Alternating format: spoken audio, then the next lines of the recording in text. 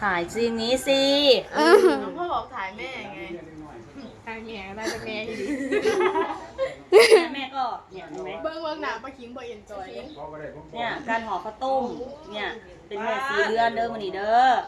เป็นแม่สีเรือนเขาสิห่อข้าวต้มเฮ็ดบุญมื้อแลงกินเหล้า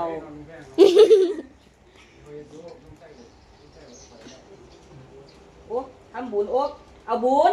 เอาบุญ เอามาต้มเฮ็ดบุญ กินเลยกินโลดกินโลด น้องบ่กิน น้องกินอยู่ กินบ่ กินโลดกินโลดมันหลายอยู่มันหลายอยู่กินเลยอันนี้หน่อย